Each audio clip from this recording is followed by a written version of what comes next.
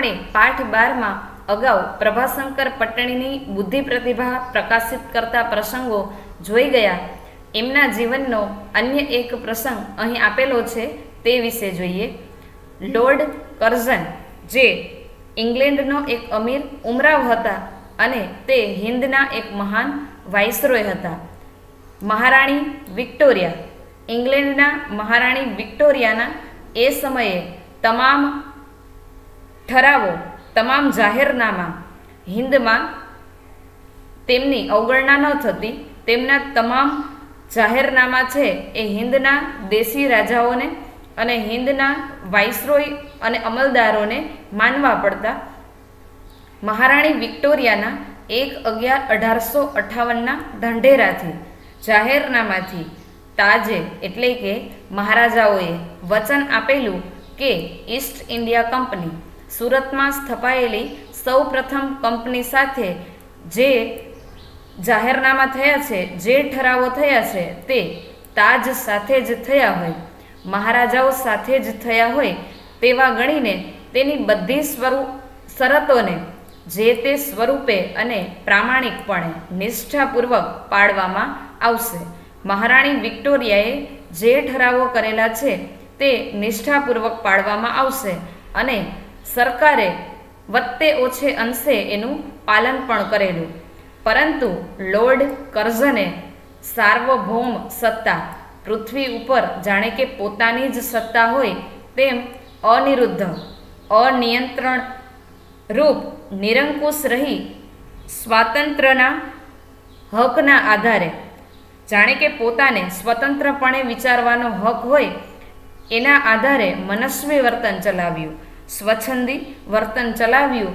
તેમાં ભાવનગર રાજ્ય સાથે તાજને સમાન બંદરી હકના કરાર હોવા છતાં ભાવનગર રાજ્યની સંમતિ લીધા વગર ભાવનગર સહિત કાઠિયાવાડના બંદરોનો વિકાસ તોડવા, કાઠિયાવાડ અને બ્રિટિશ હિન્દની વચ્ચે જકાતની લાઈન દોરી નાખી ને ભાવનગર સહિત કાઠિયાવાડનો વેપાર બ્રિટિશ હિન્દમાં જતો અટકાવ્યો. મહારાણી વિક્ટોરિયાએ કરેલા ઠરાવો લોર્ડ કર્ઝને માન્યા નહીં. જાણે કે પૃથ્વી પર તેની સ્વતંત્ર સત્તા હોય તેમ નિરંકુશપણે સ્વતંત્ર પોતાના હકના આધારે સ્વચ્છંદી વર્તન ચલાવ્યું. તેમાં ભાવનગર રાજ્ય સાથે તાજને સમાન બંદરી હકના કરાર હતા. એ વખતે ભાવનગરના રાજા છે એ મૃત્યુ પામેલા અને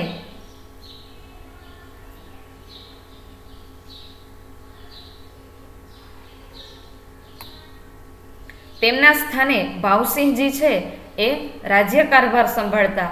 ભાવનગર રાજ્ય સાથે તાજને સમાન બંદરી હકના કરાર ત્યારે હતા. સરકારને અને ભાવનગર રાજ્યને સમાન બંદરી હકના ઠરાવો હતા. તે છતાં ભાવનગર રાજ્યની સંમતિ, આજ્ઞા લીધા વગર ભાવનગર સહિત કાઠિયાવાડના તમામ બંદરોનો વિકાસ તોડવા માટે કાઠિયાવાડ અને બ્રિટિશ હિન્દની વચ્ચે જકાત, કરવેરાની લાઈન દોરી, સીમા રેખાઓ નાખીને ભાવનગર સહિત કાઠિયાવાડનો વેપાર બ્રિટિશ હિન્દમાં જતો અટકાવ્યો. બંદરના જે હકો થાય છે, બંદર પરથી જે વેપાર થાય છે તેના ઉપર કરવેરા નાખી દીધા અને ભાવનગર સહિત કાઠિયાવાડનો વેપાર બ્રિટિશ હિન્દમાં જતો અટકાવી દીધો. કરાર ભંગનો. તેથી તો મહારાણી વિક્ટોરિયાએ જે જાહેરનામું બહાર પાડ્યું હતું એ કરારનો ભંગ થયો. કરાર ભંગનો આ દાખલો તાજની ન્યાયપરાયણતાની નીતિથી વિરુદ્ધ હતો. કરાર ભંગનો આ દાખલો મહારાજાની ન્યાયપરાયણતાની, ન્યાયમાં પ્રામાણિકતા રાખવાની નીતિથી વિરુદ્ધ હતો. લોર્ડ કર્ઝને મહારાણી વિક્ટોરિયાના ઢંઢેરાનો અર્થ પણ બીજી રીતે કર્યો હતો. લોકમતની પરવા કર્યા વગર બંગભંગની યોજના અમલમાં મૂકવા તેણે જે યત્ન કર્યા તેથી સરકારની ન્યાયવૃત્તિ પર જે દ્રઢ વિશ્વાસ લોકોનો હતો તેના પર ઘા પડવા શરૂ થયા.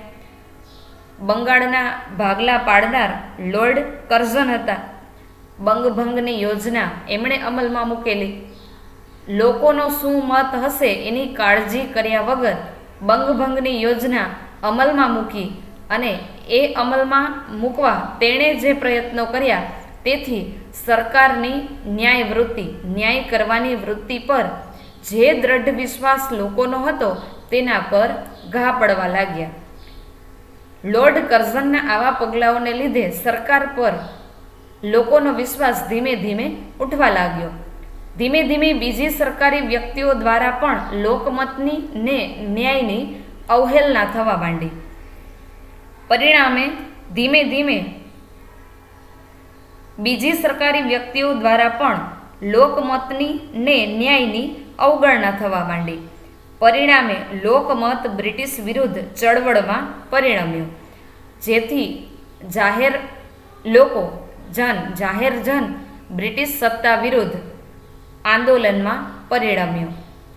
ઈસવીસન 1902થી શ્રી પ્રભાશંકર ભાવનગર રાજ્યના દિવાન પદે હતા. ભાવનગર રાજ્યના મંત્રી પદે તખ્તસિંહજી દેવ અવસાન થયા ત્યાર પછીથી 1902થી પ્રભાશંકર ભાવનગર રાજ્યના મંત્રી પદે હતા. બંદરી કરાર ભંગ સામે ભાવનગર રાજ્યે કર્ઝન સરકારને તથા તે પછી મિન્ટો સરકારને ઘણી અરજી કરી પણ દાદ ન મળી. બંદરોના હક હોવા છતાં એમને પૂછ્યા વગર બ્રિટિશ હિંદમાં કાઠિયાવાડના વેપારને જતો અટકાવ્યો. એ સામે ભાવનગર રાજ્યે કર્ઝન સરકારને એ પછી મિન્ટો સરકારને ઘણી અરજીઓ કરી, વિનંતીઓ કરી પણ ન્યાય ન મળ્યો. આથી ભાવનગર રાજ્યે ઇન્ડિયા કાઉન્સિલ સુધી, ભારતીય સલાહકાર સમિતિ સુધી અરજી કરીને તે કામ ઇંગ્લેન્ડમાં શ્રી ભાવનગરી નામના પારસી સદગૃહસ્થને સોંપ્યું. જે બંદરો પર તેમનો હક છે ત્યાં લોર્ડ કર્ઝન પોતાની સ્વતંત્ર નીતિને લઈ અને એ વેપારને બ્રિટિશ હિંદમાં જતો અટકાવી ન શકે તેની સામે ભાવનગર રાજ્યે પગલાં ઉઠાવ્યા. તે કામ ઇંગ્લેન્ડમાં શ્રી ભાવનગરી નામના પારસી સદગૃહસ્થને સોંપવામાં આવ્યું. 1910 સુધી એ કામ પાર ન પડ્યું. છેવટે શ્રી પ્રભાશંકર પોતે ઇંગ્લેન્ડ ગયા ને તે વખતના secretary of state for India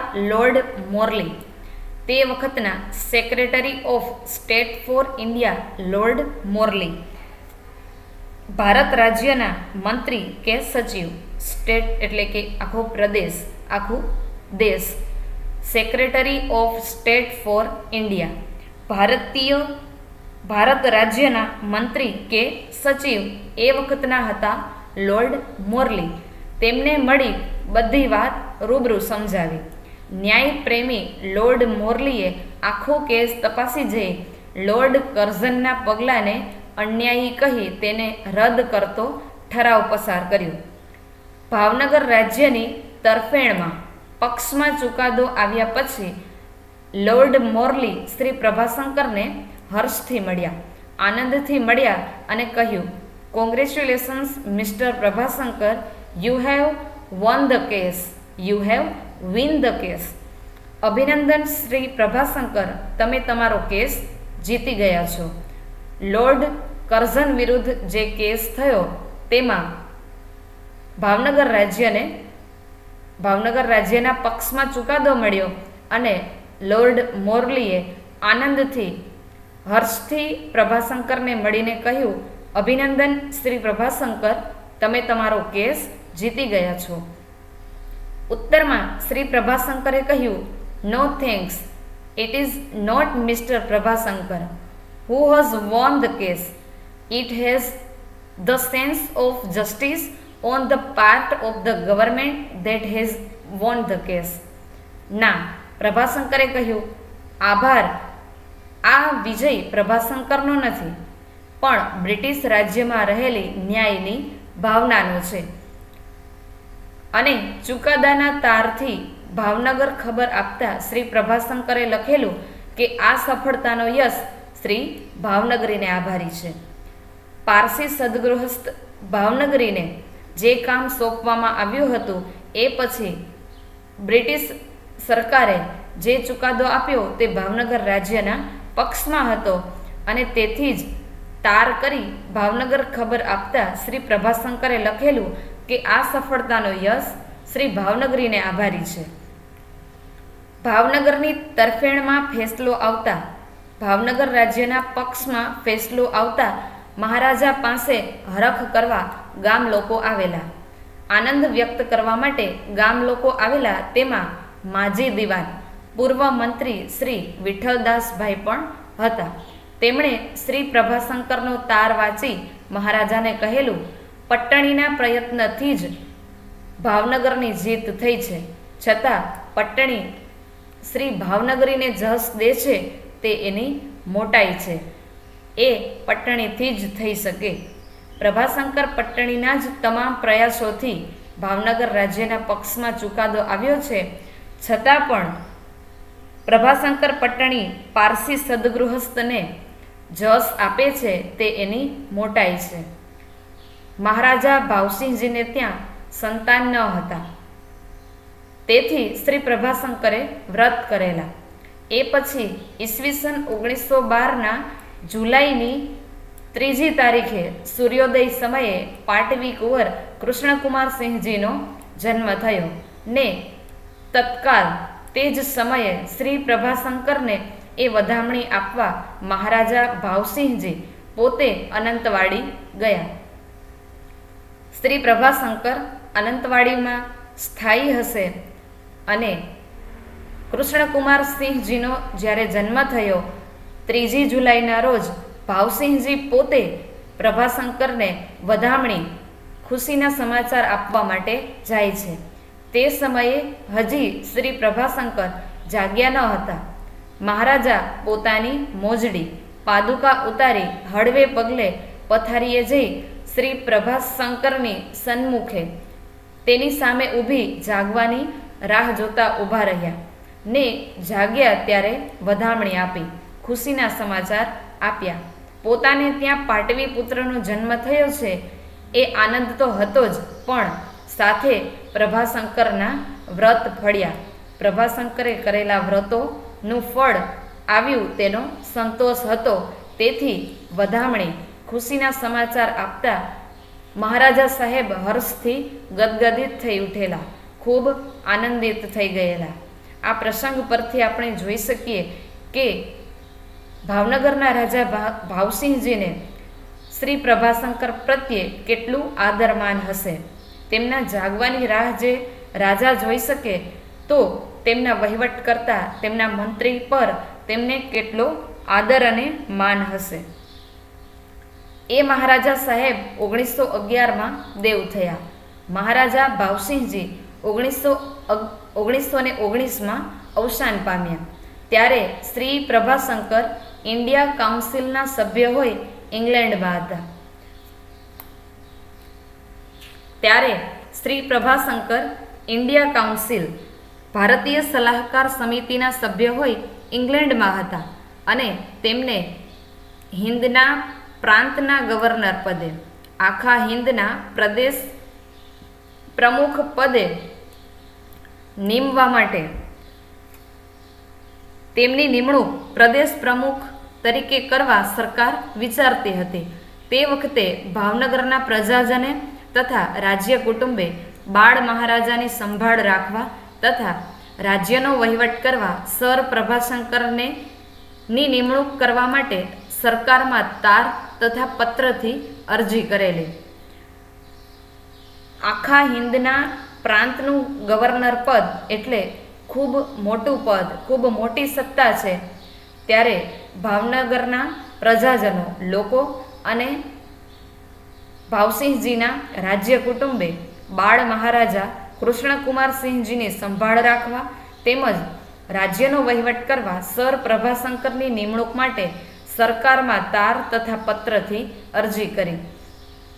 સત્તા તથા વૈભવભર્યું ઉજળું ભાવિ છોડી પ્રભાશંકરે એ પદ નહીં સ્વીકારે તેમ સરકાર માનતી હતી. સંપત્તિ તથા સુખ અને વૈભવ ભર્યું ઉજળું ભવિષ્ય, ચોખ્ખું ભવિષ્ય છોડી પ્રભાશંકર એ ભાવનગર રાજ્યનું પદ નહીં સ્વીકારે તેમ સરકાર માનતી હતી. બે વચ્ચે પસંદગી કરવાનું શ્રી પ્રભાશંકરને કહેવામાં આવ્યું ત્યારે તરત તેમણે ભાવનગર રાજ્યનું વાલીપણું, મુરબ્બીપણું, વડીલપણું સ્વીકાર્યું અને કારણ પૂછતા સરકારને જણાવ્યું ભાવસિંહજી મહારાજની ઈચ્છા હતી કે તેમના પાટવી કુંવર મારા હાથ તળે ઉછરે. ભાવસિંહજીની ઈચ્છા હતી કે તેમના પાટવી કુંવર તેમના હાથ નીચે ઉછરે. હાલ જ્યારે એ નામદારની હયાતી નથી ત્યારે મારી પહેલી ફરજ એ છે કે મારે આ જ સ્વીકારવું જોઈએ. આટલા મહાન પ્રભાશંકર પટ્ટણી હતા કે જે પ્રદેશ પ્રમુખ તરીકેનું ગવર્નર પદ છોડી અને ભાવસિંહજી મહારાજની ઈચ્છા પાટવી કુંવર તેમના હાથ નીચે ઉછરે તેવી હતી. તેથી એ નામદારની, એ રાજાની હયાતી ન હોવાથી પોતાની પહેલી ફરજ સમજી અને ભાવનગર રાજ્યનું વડીલપણું સ્વીકારે છે. એ પછી તેઓ ભાવનગર રાજ્યના એડમિનિસ્ટ્રેટરના પદે આવ્યા. તે પછી તેઓ ભાવનગર રાજ્યના મુખ્ય વહીવટકર્તાના પદે આવ્યા અને હિંદભરના દેશી રાજ્યોના એકમાત્ર ઉત્તમ સલાહકાર બન્યા. 1930 અને 31માં કાશ્મીરના મહારાણાએ રાજ્યના પ્રશ્ન અંગે સર પ્રભાશંકરને આમંત્રણ આપી અને સલાહ લીધી, જેનું પરિણામ ઘણી સરળતાથી સારું આવ્યું. 1930 અને 31માં કાશ્મીરના પ્રશ્નો પ્રભાશંકર પટ્ટણીએ સરળતાથી સુલઝાવ્યા. આથી મહારાણાએ કહ્યું, ભાવનગર ખાબોચિયા જેવું છે. તમારી બુદ્ધિ પ્રતિભાની આગળ ખૂબ નાનું ક્ષેત્ર છે. આપને માટે ઘણું નાનું છે. આપ કાશ્મીરને પોતાનું કરો તો હું માસિક 5000થી ઓછા નહીં આપું અને આપની યોગ્ય કદર કરીશ.